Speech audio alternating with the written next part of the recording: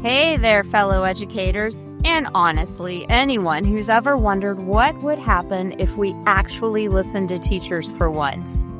I'm Leah Cleary, and this is If Teachers Ruled the World. You know, after 25 years in the classroom, I've learned that teaching isn't really about having all the answers. It's about being brave enough to ask the right questions, and maybe, just maybe, admitting when we have no idea what we're doing, which, let's be honest, happens more often than we'd like to admit. So grab your coffee, or whatever, and let's talk about the real stuff, the messy, imperfect, sometimes beautiful reality of what it's like to shape young minds while trying to keep our own sanity intact. Because if we're going to change the world, we might as well be honest about what that actually looks like. All right, let's dive in.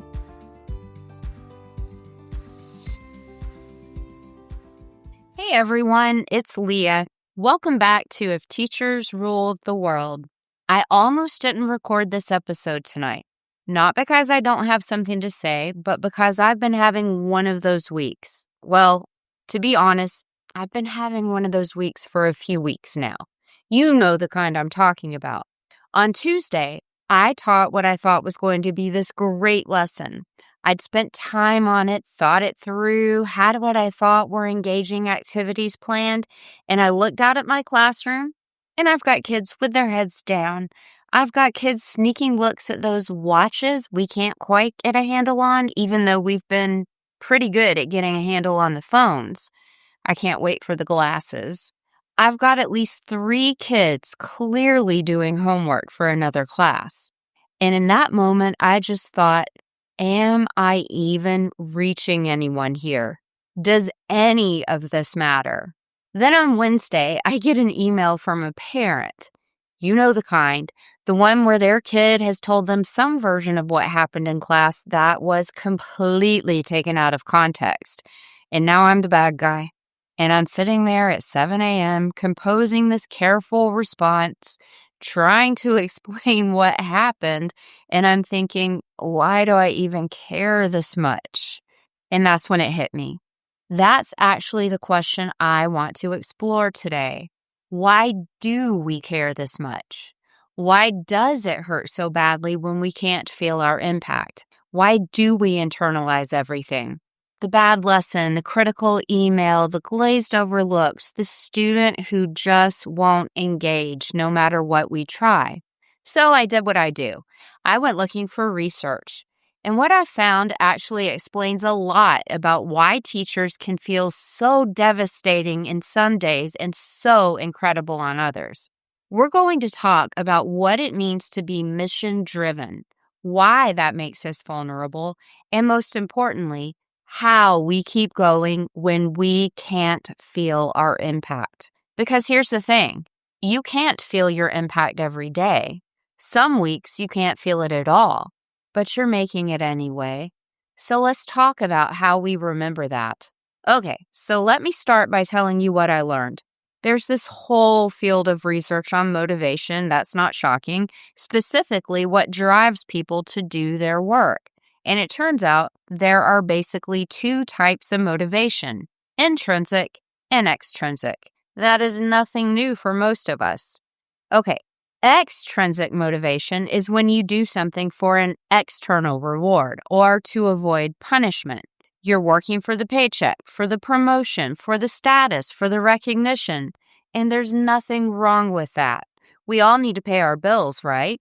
But extrinsic motivation is about the outcome that's separate from the work itself. Intrinsic motivation is different. That's when you do something because the work itself is meaningful to you. You're driven by internal satisfaction, by purpose, by the belief that what you're doing matters. You're not doing it for the gold star. You're doing it because you can't imagine not doing it. And here's what the research shows very clearly. Teachers are overwhelmingly intrinsically motivated. We're mission-driven people. According to self-determination theory, intrinsic motivation is driven by 3 core psychological needs: autonomy in our work, competence, that feeling that we're actually good at what we do, and relatedness, which is that sense of connection to others. Think about why you became a teacher. I'm willing to bet very few of you said for the money or for the prestige. At least I hope you didn't say it because, surprise, you're not getting it. You probably said something like, I want to make a difference, or I love working with kids, or I want to help students discover they're capable of more than they think. That's intrinsic motivation. That's mission-driven work. And here's where it gets really interesting. Research shows that when teachers are intrinsically motivated, when we're driven by that internal sense of purpose, it creates this chain reaction. Our intrinsic motivation affects our teaching style, which impacts our relationships with students, which ultimately influences our own intrinsic motivation to learn. So when we're at our best, when we're teaching from that place of purpose and passion, our students feel it. They can catch it from us. Our mission-driven approach actually helps create mission-driven learners. That's pretty amazing when you think about it. But here's what the research also shows. Intrinsically motivated teachers are more engaged and perform at higher levels, but they're also more vulnerable. When we're driven by that internal need to make a difference and we don't see the external validation, or when we feel like we're being measured by impossible expectations, we can experience decreased motivation and increased burnout. Let me say that again because it's important. The very thing that makes us good teachers, our intrinsic motivation, our mission-driven approach, is also what makes us vulnerable. We feel everything more deeply because we care so much. So let's talk about what that actually looks like in our daily lives, because this isn't just abstract theory. This is our reality. You know what the research says about teacher expectations?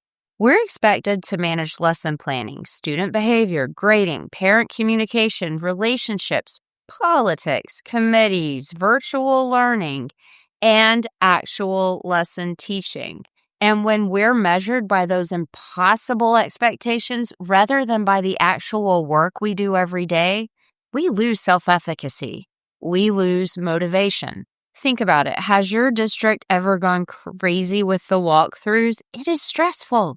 But here's what that clinical language doesn't capture. It doesn't capture what it feels like to plan a lesson you're excited about and watch it completely bomb.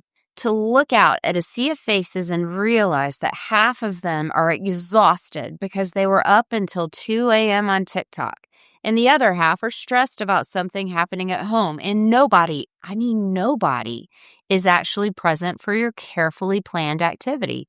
It doesn't capture what it feels like to get that email from a parent questioning your judgment, your methods, your motives. To have a student tell their parents some version of what happened in your classroom that bears almost no resemblance to reality, and now you're defending yourself. It doesn't capture the constant administrative walkthroughs where someone with a clipboard is checking to see if you're hitting all the check boxes for whatever initiative is the priority this month. Are the learning targets posted? Are students engaged? Can they articulate what they're learning? And you're thinking, I'm barely keeping my head above water here, and you want me to perform?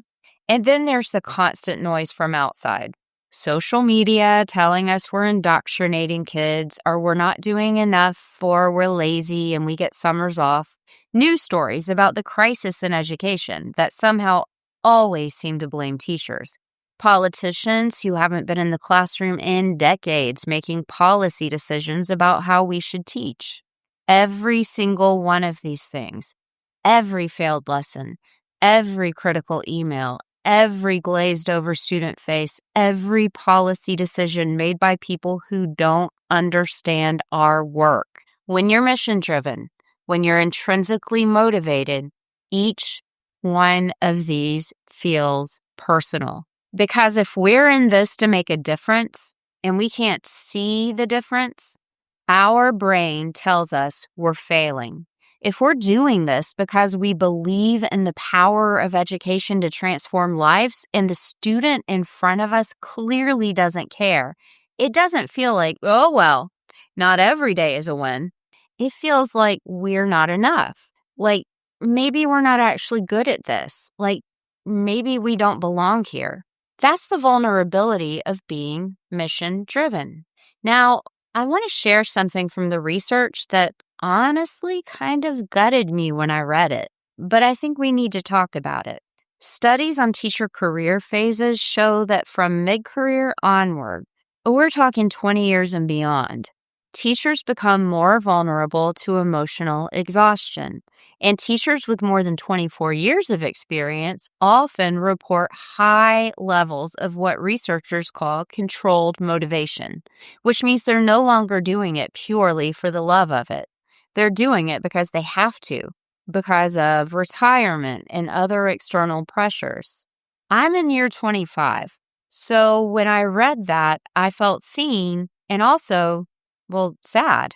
Because what the research is documenting is the slow wearing down of mission-driven people by a system that doesn't adequately support that mission. We start out on fire with purpose. We're going to change lives. We're going to make a difference. We believe in the power of education. And then the reality of the job starts to grind us down. The impossible expectations, the lack of autonomy, the constant criticism, the feeling that we're swimming upstream every single day. And slowly, for some of us, that intrinsic motivation, that mission-driven fire starts to dim. Not because we stop caring, but because we're exhausted from caring so much in a system that doesn't seem to care back. And here's what's particularly concerning. Research shows that intrinsic motivation positively correlates with teacher engagement and leads to reduced burnout when the conditions are right, when we have autonomy, when we feel competent, when we have good relationships. But when those conditions aren't there, when we're working in environments that don't support our intrinsic motivation, micromanaging environments, we're at higher risk for burnout. So what do we do with this information? Do we just accept that teaching will invariably grind us down? That by year 25, we'll all be running on fumes? I say no, absolutely not. But I do think we need to be realistic about the challenge. And we need strategies for protecting our mission-driven hearts in a system that doesn't always value them. So let's talk about how we actually do this. How do we keep going when we can't feel our impact? How do we protect that intrinsic motivation that makes us good teachers without letting it destroy us? First, and I cannot stress this enough, and I tell this to all of my student teachers, keep the evidence. You know what I have? I have a box. Actually, it's a folder on my computer and a physical box in my classroom closet. And in that box and in that folder, I keep every note, every card, every email from a student who took the time to tell me I made a difference. I keep screenshots of compliments from colleagues. I save the positive parent emails. Yes, guys, they do exist, even though they're way less frequent than the critical ones. I document when an administrator says something nice. I write down the breakthrough moments, even if I'm the only one who saw them. Because here's the thing, on the dark days, and there will be dark days, I need evidence. I need proof that I'm not making this up, that I actually do make a difference sometimes, even when I can't feel it at the moment. Last month, I had a terrible week. Just one of those weeks where everything felt hard and nothing felt like it was working, and there were mandates coming down from the county left and right. And I actually went to my evidence box and read through some old notes from my students. There was one from a kid I taught 5 years ago who emailed me out of the blue to tell me about getting into college and how my class had helped him believe he was smart enough. That's powerful, and I needed that. I needed the reminder that the impact isn't always immediate, that sometimes you plant seeds and you never get to see them grow. But that doesn't mean they didn't grow. So keep the evidence when you have it, because you are going to need it. Second, reframe the timeline. We're not going to feel our impact every day. That is just not how this works. Sometimes we won't feel it every week, sometimes not even every semester, and that is normal. That doesn't mean we're failing. Think about it this way. When you plant a garden, you don't see growth every single day. Some days, it looks exactly the same as yesterday. Some days it looks worse. Maybe there was a storm, or the deer got in, or it's just a bad growing season. But that doesn't mean nothing is happening. Underground roots are growing, seeds are germinating. The work is happening even when you can't see it. Teaching is the same way. You might teach a lesson that seems to completely miss the mark, but 6 months from now, something you said today will click for a student in the moment you'll never witness. Or you might witness it. You might have a student who drives you absolutely crazy, who seems to reject everything you offer. And then 5 years later, they realize that you were the adult who never gave up on them, who believed in them. The impact is happening. You just can't always see it on your timeline. Third, lower the bar, but do it intentionally. I know this sounds counterintuitive. We're teachers. We have high standards, right? We believe in excellence. But on the hard days, we need to redefine success. On the hard days, you know what success is? Success is you showed up. You were kind to at least one student. You were kind to another teacher. You didn't quit. You planted a seed, even if you can't see it grow.